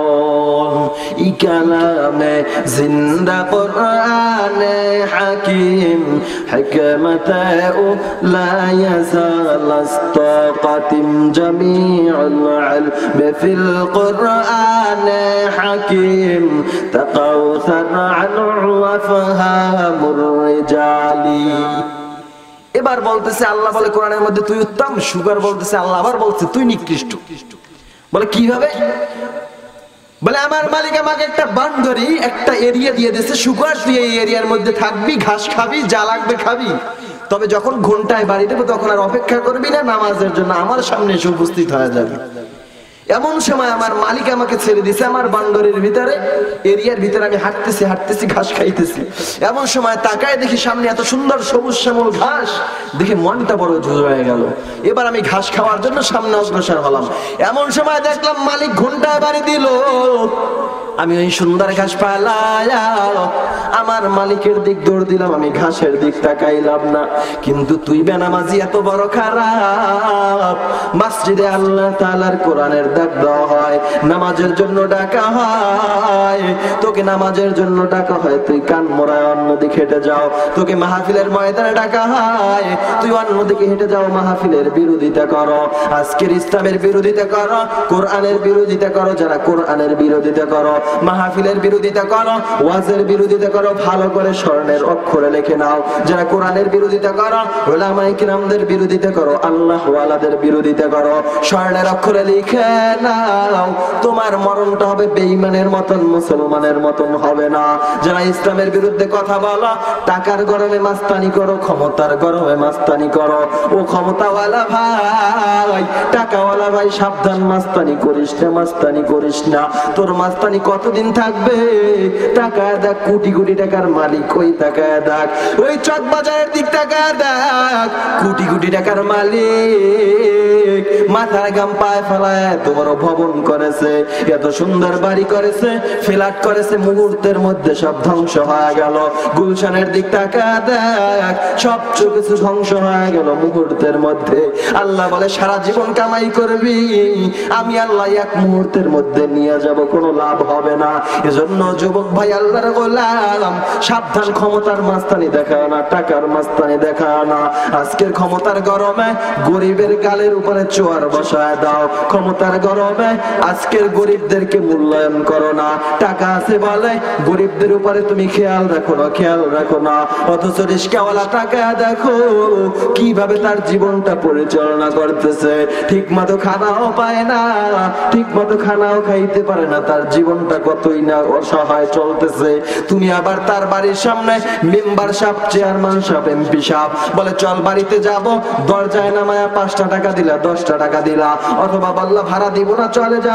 এবার রিস্কাওয়ালা বললো আসলেন ভাড়া দিবেন না, মেজাজ গরম হয়ে গেল, রিস্কাওয়ালার গাড়ির উপরে চোয়ার বসায় দিলা। ওই রিস্কাওয়ালা যদি তোমার নামে বদদোয়া শুরু করে দেয়, বদদোয়া করতে দেরি, কবুল হতে দেরি হবে না। এজন্য সাবধান, টাকা হয়েছে মাস্তানি দেখাও ইসলামের সাথে, টাকা হয়েছে গরম দেখাও ইসলামের সাথে, মাহফিলের সাথে, ক্ষমতার সাথে, ওলামায়ে কিরামদের সাথে বেয়াদবি করতেছো। আল্লাহ তাআলা বলেন সাবধান, আমার আল্লাহ ওয়ালা আমার বন্ধুদের সাথে যারা বেয়াদবি করবা, গাদ্দারি করবা, আমি আল্লাহ তাদের সাথে যুদ্ধের ঘোষণা দিলাম। এজন্য সাবধান, ইসলামের পক্ষে থেকে মরণটাও যদি হয় হবে ইমানের সাথে মরণ, পরবর্তীতে জান্নাত পাওয়া যাবে, বরং ইসলামের বিরোধিতা করে জান্নাত পাওয়া যাবে না। এজন্য সাবধান করে বলতেছি, সাবধান, ইসলামের ছায়াতলে চলে এসো, ইসলামের বিরোধিতা করিও না, ওলামায়ে কিরামদের বিরোধিতা করিও না, মাহফিলের বিরোধিতা করিও না। কয়দিনের বিরোধিতা করো বা তাকায় দেখো, চেয়ারম্যান আগে ছিল দুনিয়ার থেকে চলে গেছে, এমপি আগে ছিল দুনিয়ার থেকে চলে গেছে, আজকের কবরের উপরে কুকুর ঘুমায়, বিড়াল ঘুমায়, অথচ কেউ তাকায়ও একবার দেখতেছে না। তোমার জীবনটা কোথায়? সাবধান। এরপর বেনামাজি বলতেছেন, শুকর বলতেছেন তোর থেকে আমি কিভাবে ভালো, তাকায় দেখ, আমার মালিক ঘন্টায় বাড়ি দিছে, সাথে সাথে আমি দৌড় শুরু করলাম মালিকের দিক। আর মুয়াজ্জিন আজান দিচ্ছে, মসজিদের দিক ডাকতেছে, হাইয়া আলাস সালাহ হাইয়া আলাল ফালাহ। তুই কান মরায় অন্যদিকে হাইটে যাইতেছস। তোর মতন ব্যাককল বেনামাজি হারামখোর সুদখোর আর পৃথিবীর মধ্যে একটাও হতে পারে না। এরপরে মুনাফিক, আল্লাহ তাআলার সাথে গাদ্দারি করার মতন তোর মতন এমন মানুষ আর পৃথিবীতে হতে পারে না। তাহলে তোর থেকে আমি শুকর ভালো। একটা বেনামাজি তাকায় দেখছো, তোমার থেকে একটা শুকর ভালো। অথচ আজকের বেনামাজি নামাজও পড়ে না, অথচ ইসলামের হুজুরদের ভুল ধরতেছে। নামাজ পড়ে না, হুজুরদের গালি দিচ্ছে। এমন অবস্থা আমাদের হয়ে গেল। এরপরে বলতেছিলাম যালিকাল কিতাব লা রাইবা ফীহি হুদাল লিল মুত্তাকিন। এই কিতাব মুত্তাকিনদেরকে পথ দেখাবে। কাদেরকে? বলে পয়গম্বর আরবি সাল্লাল্লাহু আলাইহি ওয়াসাল্লাম তোমাদেরকে চরিত্র শিখায় গেলেন, মুত্তাকিন কিভাবে হবা, তাকওয়ালা কিভাবে হবা। সুন্দর করে পয়গম্বর আরবি সাল্লাল্লাহু আলাইহি ওয়াসাল্লাম শিখায় গেলেন কিভাবে ভালো ব্যবহার করবা। পয়গম্বর শিখায় গেলেন এইভাবে সুন্দর করে ভালো ব্যবহার করো। বলে মদিনার ভিতরে গেলেন, পয়গম্বরের ঘরে একজন মেহমান আসলেন। মেহমান আসার পরে এবার মেহমান চিন্তা করতেছেন, আজকে রাসূলের ঘরে যত খাবার আছে সব খাবারগুলো আমি একা খাইবো, রাসূলকে খাইতে দেব না, তার ঘরের সবাইকে ভুকা রাখবো, ক্ষুধার্ত রাখবো। এই বলে রাসূলের ঘরে যত খাবার ছিল সব একা সাবার করে ফেললো। আরো মরুভূমির পথ জার্নিং করে আসছে, পেট বড় খারাপ হয়ে গেছে। রাত্র 12টা বাজছে, কিন্তু পেট ঘুমায়, নিজে ঘুমাইতে পারে না, পেটও ঘুমাইতেছে না। নিজের শরীর ক্লান্ত, ঘুমাইবে, কিন্তু পেট বলে ঘুমাইস না, সজাগ থাক। কারণ 3 জনের খাবার একলা খাইছো। কয়জনের খাবার? কয়জনের খাবার? 3 জনের খাবার একলা খাই, আবার ঘুমাবি। এবার পেট পুটুল পাটুল শুরু করে দিচ্ছে। 1টা বেজে গেল, এবার দেখে আর নামতে পারতেছে না, বাইরে অন্ধকার, বাইরে যে বের হবে তাও ভয়। না জানি এবার জিনজুন কান কোন ভাষায় লাগায় দেয়, ভয় বাইরে বের হচ্ছে না। কি করবেন? রাত্র 2টা বেজে গেল, এবার বিচার নষ্ট করে ফেললো। কি করে ফেললো? বিচার নষ্ট করে ফেললো। এবার চিন্তা করতেছেন, বিচার তো নষ্ট করছে, সকালবেলা যদি সাহাবায়ে কেরাম দেখে সাইজ করতে আর দেরি করবে না। কারণ ওমর যে ওমর, ওমরের নাম শুনলে মদ দুধ হয়ে যায়। সেই ওমর যদি শোনে তাহলে তো আমার কানসা কনসা গরম হয়ে যাবে। তাহলে কি করতে হবে? ভোর রাত্রে উঠে আমাকে পালাতে হবে। দেখতেছে একটু পরিষ্কার পরিষ্কার হয়েছে, এবার তিনি বিছানা ত্যাগ করে দৌড়। মরুভূমির মধ্যে পথ চলতেছে চলতেছে, কত দূর যাওয়ার পরে পয়গম্বর আরবি সাল্লাল্লাহু আলাইহি ওয়াসাল্লাম ঘুম থেকে উঠে নামাজের মুসাল্লায় চলে গেলেন। নামাজের সালাম ফিরায়া এবার ঢুকলেন ঘরের মধ্যে। মেহমানকে ডাকতেছে, ও মেহমান ভাই, ঘরের মধ্যে আছো নাকি বাবা? পয়গম্বর নরম ভাষায় সুন্দর মধুর কণ্ঠে ডাকতেছে ডাকতেছে, কিন্তু কোনো কথার আওয়াজ নাই। পয়গম্বর ফাঁক দিয়ে তাকায় দেখে বিছানা খালি পড়ে আছে। পয়গম্বর ঘরের মধ্যে ঢুকলেন, দুইকে দেখেন বিছানা নাপাক হয়ে গেলেন। পয়গম্বর এবার মনের মধ্যে বড় কষ্ট পেয়ে বলতেছেন, আমি কি করলাম? রাত্রিবেলা কি করলাম? কেন আমি মেহমানের খবর নিলাম না? না জানি আমার মেহমান কত কষ্ট পেয়েছে রাত্রিবেলা, কেন আমি তাহার খোঁজ নিলাম না? মনে হয় যেন আমি বড় অপরাধ করে ফেললাম। আমার ভাই জানি কত কষ্ট পেয়েছে। সাহাবায়ে কেরাম আয়েশা দেখতেছে রাসূলের মুখটা বড় মলিন। বলে, ইয়া রাসূলুল্লাহ, মুখ মলিন কেন?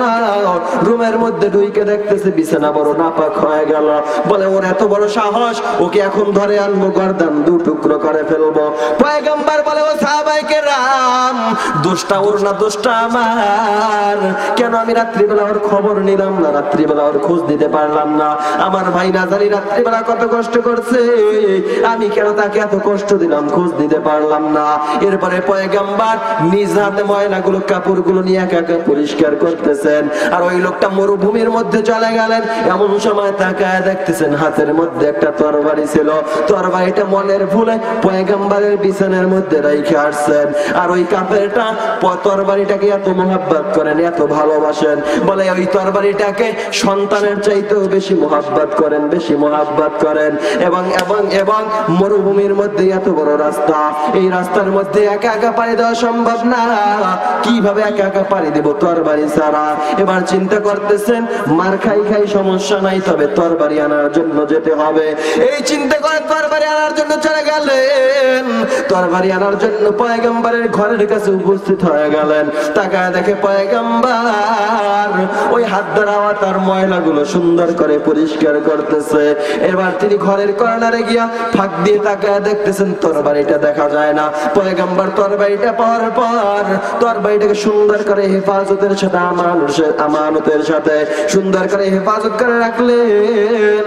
এবার কাফের তাকায় দেখতেছেন বিছানার মধ্যে তরবারি দেখা যায় না। এবারে কি করবেন? দাঁড়ায় রইলেন মুখটা বড় মলিন। পয়গম্বর হঠাৎ করে চোখ তাকায় দেখতেছেন কাফের দাঁড়ায় আছে। এবার তিনি ময়লা খাতা ফালায় আবার ওই কাফেরের কাছে দৌড় দিয়ে আইসা তাকে জড়ায় বলতেছে, ও ভাই বলো তুমি কি কষ্ট পেয়েছো? আমি রাত্রে তোমার খোঁজ দিতে পারলাম না, মনে হয় তুমি অনেক কষ্ট পেয়েছো, আমাকে তুমি মাফ করে দাও, আমাকে তুমি ক্ষমা করে দাও। পয়গম্বরের এত সুন্দর ব্যবহার দেখা কাফেরের দু চোখ থেকে পানি বের হওয়া শুরু হয়ে গেল। আর বলে, ও মুহাম্মদ আমি তোমাকে চিনি নাই, আমি তোমাকে চিনতে পারি নাই, তুমি আমাকে কালেমা পড়ে মুসলমান বানায় দাও। পয়গম্বরের এত সুন্দর আদর্শ ছিল, এত সুন্দর ব্যবহার ছিল যে পয়গম্বরকে দেখছে, পয়গম্বরের সাথে কথা বলছে, পয়গম্বরের সাথে কথা বলার পরে সাথে সাথে মুসলমান হয়ে গেছে। এই ছিল পয়গম্বরের আদর্শ। আর তোমার আমার আদর্শ কেমন আদর্শ? তাকায় দেখো আল্লাহর গোলাম, না আজকের মানুষের সাথে ভালো ব্যবহার, না আজকের মা বাবার সাথে ভালো ব্যবহার, না আজকের ভাইদের সাথে ভালো ব্যবহার। সন্তান আজকের বড় হয়ে গেল, ডক্টর হলো, ডাক্তার হলো, ডিগ্রি নিল, এমবিবিএস পাস করলো, এরপরে তিনি শহরে থাকে, মা বাবার খোঁজ খবর নেয় না, মা বাবার কাছেও আসে না। ওরে সন্তান তাকায় দেখ, তোর মা বাবা তোকে কত আদর করতো, কত মহাব্বত করতো রে বান্দা, তোর মা বাবা ছোট্ট সময় তোকে কত আদর করতো।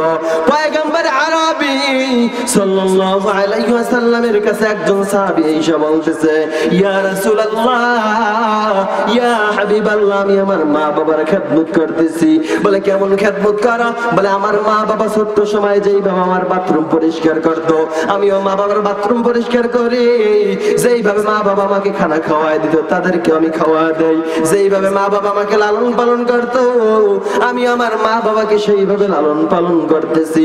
পয়গম্বর বলে, ও সাহাবায়ে কেরাম, সাহাবী বলতেছে, বলো পয়গম্বর আমি আমার মা বাবার হক আদায় করতে পারলাম কিনা? পয়গম্বর বলে, ও সাহাবী তুমি ভাবছো মা বাবার হক আদায় করছো, না হক আদায় করতে পারো নাই। কারণ কি? টাকা দেখ, তোর মা বাবা তোকে আদর করছেন, মহব্বত করছেন, ছোট্ট সময় তোমার বাথরুম পরিষ্কার করতো আর দোয়া করতো, আল্লাহ আমার সন্তানটাকে নেক হায়াত দান করো, আমার সন্তানটা দীর্ঘ হায়াত দান করো, আমার সন্তানটাকে ডাক্তার বানায় দাও, ডক্টর বানায় দাও, ইঞ্জিনিয়ার বানায় দাও, আলেম বানায় দাও, মুজাদ্দিদ বানায় দাও, বড় আলেম বানায় দাও। তোমার মা তোমার বাথরুম পরিষ্কার করতো আর তোমার জন্য দোয়া করতো, তোমার মা তোমার প্রস্রাব পরিষ্কার করতো আর তোমার জন্য দোয়া করতো, আর তুমি তোমার মা বাবার খেদমত করো আর দোয়া করো। আয় আল্লাহ, তাড়াতাড়ি মা বাবাকে দুনিয়া থেকে নিয়ে যাওয়ার জ্বালা সহ্য হয় না। তোমার মা বাবা দোয়া করতো, আল্লাহ আমার সন্তানটাকে বড় বানায় দাও, বড় বানায় দাও। আর তুমি দোয়া করো, আল্লাহ মা বাবাকে তাড়াতাড়ি দুনিয়া থেকে নিয়ে যাও। তোমার খেদমতের মধ্যে, তোমার মা বাবার খেদমতের মধ্যে আকাশ পাতাল ব্যবধান। ওই সন্তান তাকে দেখ, তোর মা তোকে কত কষ্ট করে লালন পালন করছে। রাত্রিবেলা রাত্র 3টার সময় হঠাৎ করে চিৎকার মেরে উঠলি, মায়ের ডান পাশে শোয়া, হঠাৎ করে মা তাকায় দেখে সন্তান রাত্রিবেলা চিৎকার মেরে উঠলো কেন? তাকায় দেখতেছে সন্তান রাত্র 3টার সময় মায়ের ডান পাশে প্রস্রাব করে দিছে। এবার মা বলতেছে, সন্তানকে যদি ডান পাশে শোয়ায় রাখি সন্তানের ঠান্ডা লেগে যাবে, মা এবার বাম পাশে নিয়ে আসলো। রাত্র যখন 4টা বাজলো আবার সন্তান চিৎকার মেরে উঠে গেল। ব্যাপার কি? সন্তান আবার কান্না করে কেন?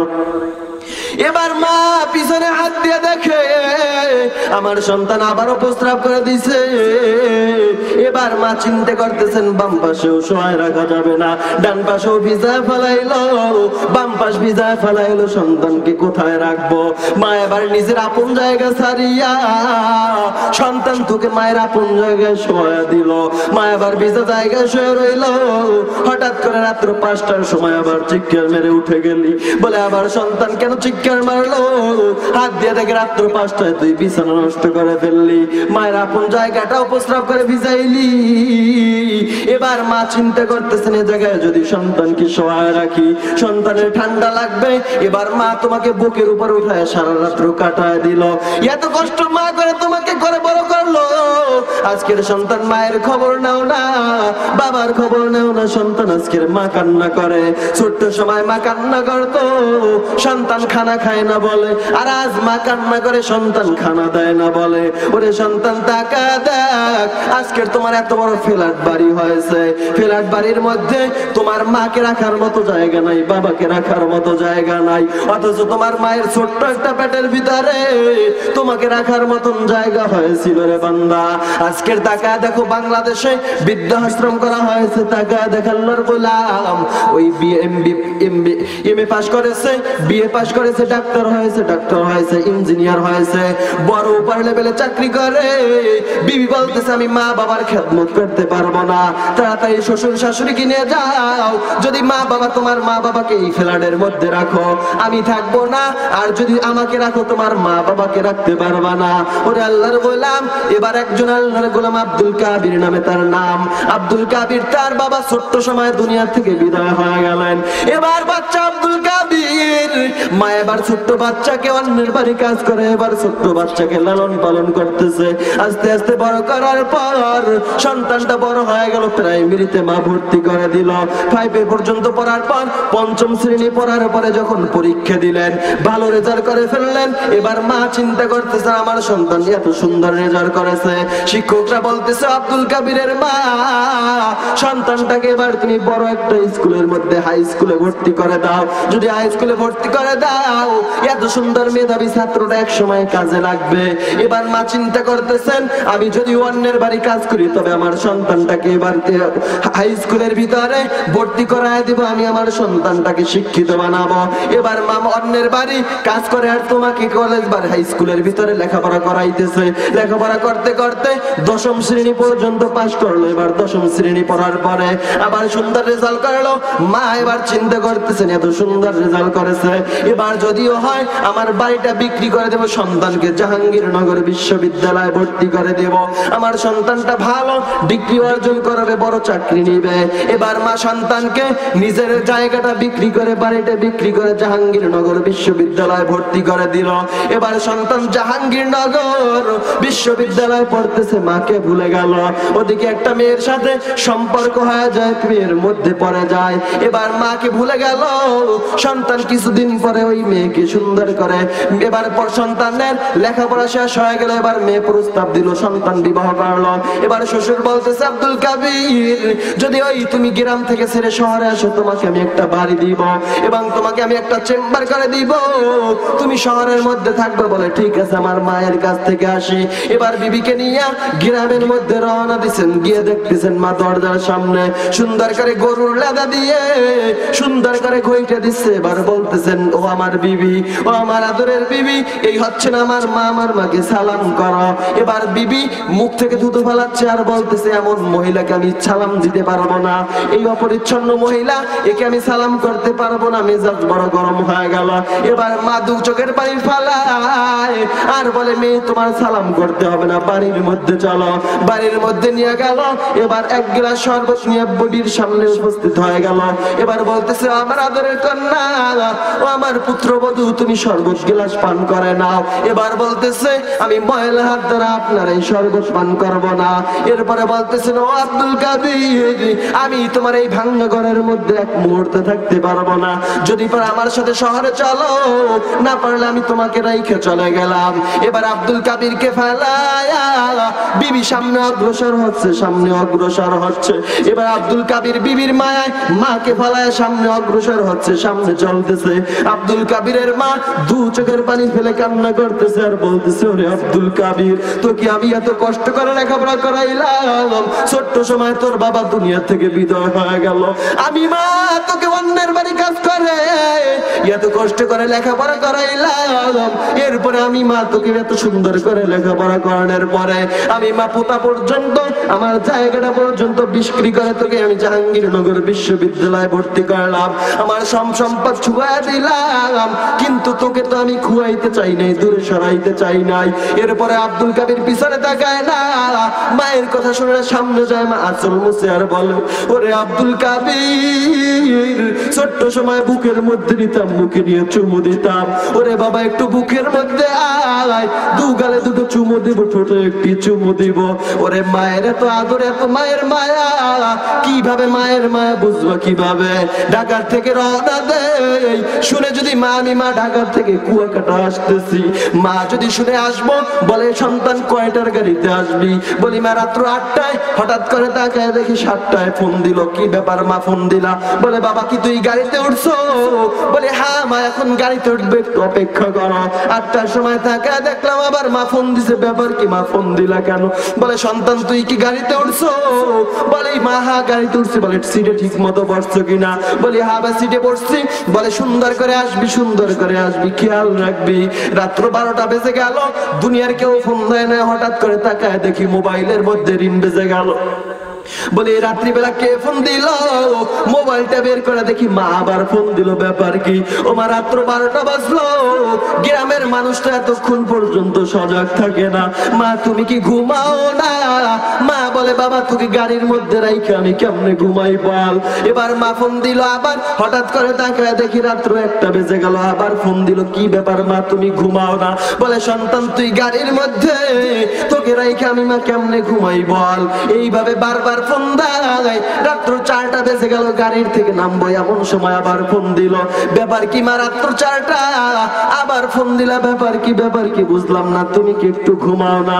বলে বাবা তোকে গাড়ির মধ্যে রাইখা আমি মায়ের ঘুম কিভাবে আসে বল? তুই কি বুঝবি না? তোর যখন সন্তান হবে তখন তুই বুঝবি। মা দেখি পাগলের মতন হয়ে গেল। এবার বলে বাবা কোথায় আসলি? বলি মা এই তো গাড়ির থেকে নামবো। বলে গাড়ির থেকে নাইমা সামনে আসবি না, দাঁড়ায় যা। এবার আমি গাড়ির থেকে নামার পরে বলতেছে সাবধান, সামনে আসিস না, এখনো রাত্র শেষ হয় নাই, হয়তো কুকুর সামনে পড়বে, হয়তো তুই ভয় পেয়ে যাবি, দাঁড়া ওখানে দাঁড়া, আমি মা আসতেছি। তাকায় দেখে আমি সামনে অগ্রসর হচ্ছি, দেখি মা পাগলের মতন রাস্তা দিয়ে দৌড়ায়। দৌড়াইতে দৌড়াইতে আসিয়া গলাটা জড়ায়, 2 গেলে 2টো চুমা দেয়, কপালে একটা চুমু দিয়া বাড়ির মধ্যে নিয়ে যাওয়ার পর মা দেখি সুন্দর করে সামনে সুন্দর সুন্দর খাবার রেডি করে রাখলো। কি মা তুমি কি ঘুমাও না? বলে বাবা তোর জন্য নাস্তা রেডি করে রাখলাম। এই আদরের মা, আদরের বাবা, কোনদিন মা বাবার খবর নিল না সন্তান। মা ঔষধ খাইলো কিনা, মা ভাত খাইলো কিনা, বাবার ঔষধ লাগবে কিনা খবর নিল না। আব্দুল কাবির এবার মা বলতেছে সন্তান একটু আয়, তোকে বুকের মধ্যে জড়ায় নেব, 2 গেলে 2টো চুমো খাবো। এবার সন্তান আর পিছে ফিরে না। আব্দুল কাবির বিবির পিছে পিছে হাঁটতে হাঁটতে শহরে চলে গেলেন। শহরে যাওয়ার পরে এবার চেম্বার খুলে বসলেন। কিছুদিন পরে হঠাৎ করে আল্লাহর গজব শুরু হয়ে গেল। আল্লাহর গজব আসার পরে এবার আব্দুল কাবির বিবিকে নিয়ে শহরের মধ্যে রওনা দিচ্ছেন। সুন্দর করে পরিবেশ গঠন করে সুন্দর করে চলতেছে। এমন সময় আল্লাহর গজব শুরু হয়ে গেল আব্দুল কাবিরের উপরে। আব্দুল কাবির এবার দেখতেছেন হঠাৎ করে চেম্বারের মধ্যে বসলেন, হঠাৎ করে চেহার থেকে পড়ে গেলেন। এবার তার জবান থেকে কোনো কথা বের হচ্ছে না, শুধু শুকরের মতন জবান থেকে আওয়াজ বের হচ্ছে। খাদেম এবার ঢুইকে দেখতেছেন চেম্বারের মধ্যে আব্দুল কাবির চেয়ার থেকে পাশে পড়ে আছেন, জবান থেকে কেমন জানি শুকরের মতন আওয়াজ আসতেছে। এবার নিয়ে চেম্বার থেকে হসপিটালের মধ্যে নিয়ে গেলেন। হসপিটালে যাওয়ার পর এবার ডাক্তার চিকিৎসা করে বলতেছেন এর কোনো রোগ ধরা পড়তেছে না। এরপরে দেখতেছেন আস্তে আস্তে তার চিৎকারটা গাধার মতো হচ্ছে, গাধার মতো হচ্ছে। ডাক্তাররা বলতেছেন এর চিকিৎসা আমাদের বাংলাদেশে নাই, তাড়াতাড়ি একে নিয়ে যাও, হয়তো তাকে যা খাইতে যায় খাওয়াও, আর দেখো ইমাম সাহেবদের কাছে নিয়ে যাও, দোয়া করা হয়, এছাড়া কোনো ঔষধ নাই। এবার আব্দুল কাবির এবার চলে গেলেন ইমাম সাহেবের কাছে, নিয়ে চলে গেল। ইমাম সাহেব তাকায় দেখতেছেন আব্দুল কাবির এবার শুকরের মতন বারবার গাধার মতন আওয়াজ দিচ্ছে। এবার ইমাম সাহেব বলতেছে, ও ভাই এর মা বাবা দুনিয়ায় বেঁচে আছে কিনা বলো, এর মা বাবা বেঁচে আছে কিনা বলো। তাদের পাশে একজন মহিলা ছিলেন, মহিলা বলে হ্যাঁ এর বাবা নাই, মা গ্রামের মধ্যে বসবাস করে। বহু তাকে মা বাবাকে গ্রাম থেকে ছেড়ে আসছেন, এবার তিনি মা বাবার খোঁজ খবর নেয় না। এবার বলতেছেন ঠিক আছে তার মাকে খবর দাও, মা সুখটাকে দেখানো হবে। এবার মাকে খবর দেওয়া হলো, মায়ের কাছে যখন খবর দেওয়া হলো মা পাগল হয়ে গেল, বলে ওরে আব্দুল কাবির 17 বছর পর্যন্ত আমার কোনো খবর নেই না, কোনো দুঃখ নাই, আমি মায়ের একটা অর্থ খানা খাইলাম কিনা জিজ্ঞেস করো নাই, আমি মায়ের কোনো দুঃখ নাই, আমি মার ঔষধ লাগবে কিনা জিজ্ঞেস করো নাই, দুঃখ নাই। তবে আব্দুল কাবির তুই হঠাৎ করে অসুস্থ হয়ে গেলে আমি মা পাগল হয়ে গেলাম। মা এবার দরজা কোথায়, গরু কোথায়, ঘর কোথায় সব ফালায়া দৌড় দিয়েছেন আব্দুল কাবিরের দিকে। দৌড়াইতে দৌড়াইতে আব্দুল কাবিরের সামনে এসে উপস্থিত হয়ে গেলেন। তাকে দেখে জবান থেকে কোনো কথা নাই, শুকরের মতন খালি বারবার গাধার মতন আওয়াজ দিচ্ছে। মা বুকের মধ্যে জড়ায়া এ গালে চুমু খায়, ও গালে চুমু খায়, মা পাগল হয়ে গেলেন। আব্দুল কাবির দুনিয়া থেকে বিদায় হয়ে গেল, তাকে বাড়ির মধ্যে নিয়ে যাওয়া হলো। এবার বলতেছেন আব্দুল কাবিরকে কোথায় রাখবো, ঘরের মধ্যে রাখবো না বাহিরে রাখবো? বলে আব্দুল কাবিরকে ঘরের মধ্যে রাখার মতন আমাদের ঘরে কোনো জায়গা নাই। বিবি বলতেছেন ঠিক আছে। এবার এলাকার লোকজন বলতেছে তাহলে তাকে লাশটা ঢাকার জন্য একটা কাপড় দাও। বলে আমাদের ঘরের মধ্যে কাপড় দেওয়ার মতন, লাশ ঢাকার মতন কোনো কাপড় নাই। এরপরে তারা বাড়ির থেকে লাশটাকে বের করে দিলেন। এই হলো ওরে আল্লাহর গোলাম, এই হলো আদরের বিবি, এই হলো আদরের মেয়ে, এই হলো আদরের সন্তান। আজকের আদরের বিবি পাইলা, নতুন যৌবনা বিবি পেয়ে বিবির জন্য পাগল হয়ে গেল। মা বাবার কথা মানো না, মা বাবার কথা ভালো লাগে না, মা বাবার কথা শোনো না। আল্লাহ বলেন ওয়া বিল ওয়ালিদাইনি ইহসানা। ও দুনিয়ার আল্লাহর গোলাম তোরা আমার মাওলা আল্লাহ বলতেছেন আমি আল্লাহর ইবাদত করবা, এরপর সাথে সাথে তোমরা মা বাবার খেদমত করবা। যদি মা বাবার খেদমত না করো, আল্লাহ পাক রব্বুল আলামিনের আদরের পয়গম্বর জনাব মুহাম্মদুর রাসূলুল্লাহ সাল্লাল্লাহু আলাইহি ওয়াসাল্লাম বলতেছেন রিদার রাব্বি রিদাল ওয়ালিদাইন ওয়া সাখতাল্লাহি ওয়া সাখতাল ওয়ালিদাইন। যেই সন্তানের উপরে মা বাবা খুশি, ওই সন্তানের উপরে আমার মাওলা খুশি। আর যেই সন্তানের উপরে আমার মা বাবা নারাজ, ওই সন্তানের উপরে মাওলাও নারাজ। এজন্য সাবধান, মা বাবাকে খুশি করে দুনিয়ার থেকে যাও। ওরে আল্লাহর গোলাম 5 টাকা দিয়া মা বাবাকে যত খুশি করতে পারবি, দুনিয়ার মানুষকে 5 কোটি টাকা দিয়ে খুশি করতে পারবি না। মাকে ফোন দিয়া বল মা তোমার কি ঔষধ লাগবে? বলে হ্যাঁ আমি একটু অসুস্থ, ঔষধ নিয়ে আয়। মাত্র 5 টাকার ঔষধ নিয়ে আসবি, বাড়ির মধ্যে ঢুকবি দেখবি মা তোর 5 টাকার জন্য 5 লক্ষ টাকার প্রশংসা করবে। বুকে জড়ায়া 2 গালে চুমু খাইবে আর বলবে আমার সন্তানকে আল্লাহ তুমি সম্পদ বাড়ায় দাও, হায়াত বাড়ায় দাও, টাকা বাড়ায় দাও, সম্পদ বাড়ায় দাও, দোয়া করতে থাকবে। এজন্য যুবক ভাই পাও ধরে বলতেছি, আজকের থেকে কোন কোন যুবক পারবা মা বাবার সাথে ভালো ব্যবহার করতে? খোঁজ নিবা, বাড়ির মধ্যে ঢুকবা, আগে মায়ের রুমের মধ্যে ঢুকবা, জিজ্ঞেস করবা মা তুমি সুস্থ আছো কিনা, তোমার ঔষধ লাগবে কিনা, তোমার খাবার লাগবে কিনা, তুমি ঘুমাইছো কিনা, বাবার ঔষধ লাগবে কিনা, বাবার খোঁজ খবর নিবা। এরপরে বিবির রুমে যাবা। কোন কোন যুবক পারবা একটু হাত তুলে দেখাও, হাত তুলো। আল্লাহ তাআলা কবুল করুক, বলুন আমিন। আল্লাহ সকল যুবককে কবুল করে নাও। যুবকদেরকে মরণ পর্যন্ত মা বাবার খেদমত করার তৌফিক দাও। দুনিয়ায় যতদিন বাঁচবে ঈমান ও আমলের সাথে চলার তৌফিক দান করো। যাদের মা বাবা নাই আল্লাহ পাক রব্বুল আলামিন শিখিয়ে দিয়েছেন তাদের জন্য ওয়া কুর রাব্বিরহামহুমা কামা রাব্বায়ানি সগীরা। যাও কবরের পাশে দাঁড়ায় দাঁড়ায় দোয়া করো। এজন্য যাদের মা বাবা নাই আজকের গিয়ে মা বাবার জন্য একটু কবরের পাশে দাঁড়ায় একবার সূরা ফাতিহা 3 বার ইখলাস করে দোয়া করতে পারবা না? পারবা? আল্লাহ তাআলা আমাদের সকলকে কবুল করুক, বলুন আমিন। সময় অনেক হয়ে গেছে, রাত্র 1টা, সামনে চলবে। আপনাদের কষ্ট হয় না, আমার তো কষ্ট হচ্ছে। যাই হোক, আল্লাহ পাক রব্বুল একটাই আমাদের কথার উদ্দেশ্য, আল্লাহ পাক রব্বুল আলামিন কোরআনকে আমাদের জীবন ব্যবস্থার জন্য পাঠাইছেন। যালিকাল কিতাব লা রাইবা ফীহি হুদাল লিল মুত্তাকিন। এই কিতাব আল্লাহ পাক রব্বুল আলামিন তোমার পথ প্রদর্শক হিসাবে তোমার জীবনের শুরু থেকে মরণ পর্যন্ত, কোন থেকে তোমার জীবনের শুরু থেকে মরণ পর্যন্ত কিভাবে চলবা পুরো কোরআন শিখায়া দিছে। পয়গম্বর আরবি সাল্লাল্লাহু আলাইহি ওয়াসাল্লাম 23 বছর জীবনে বাস্তবায়ন করায় দেখাইছে। গরিব তুমি কিভাবে চলবা পয়গম্বর গরিব থেকে শিখায়া গেছে। বাদশা কিভাবে চলবা পয়গম্বর বাদশা হয়ে শিখায়া গেছে। ধনীরা কিভাবে চলবা পয়গম্বর ধনী হয়ে শিখায়া গেছে। ধনীরা কিয়ামতের দিন যেন না বলতে পারে আল্লাহ ধনী ছিলাম এজন্য পাই নাই তোমার গোলামি করতে। পয়গম্বর ধনীও ছিলেন, সব সম্পদ আল্লাহর রাস্তায় বিলীন করে দিয়েছেন। পয়গম্বর গরিবও ছিলেন, গরিবরা বলবে না আল্লাহ পারি নাই তোমার গোলামি করতে। আল্লাহ বলে পয়গম্বরও গরিব ছিলেন। রাসূলের হাদিস আনা ফখরু ফখরিন, আমি যে গরিব এটা আমার গৌরব। রাসূল বাদশা ছিলেন না, বাদশারা বলবে আল্লাহ বাদশা ছিলাম তোমার গোলামি করতে পারি নাই, সুযোগ নাই। পয়গম্বর বাদশা ছিলেন। মোট কথা 23 বছরের জিন্দেগিতে তুমি কিভাবে চলবা সব শিখিয়ে দিয়ে গেছে। সাবধান, এজন্য কোরআন আমাদের জীবন ব্যবস্থা, কোরআনের বাহিরে কোনো জীবন ব্যবস্থা নাই। এজন্য সামনে আসতেছে 14 তারিখ, কি আসতেছে মনে আছে আপনাদের? কি আসতেছে? মুসলমানদের খুব গুরুত্বপূর্ণ একটা দিন, তাই না? ওই দিন যদি ভালো ভালো পাকাই পুরো বছর ভালো ভালো খাবো। কি বলেন?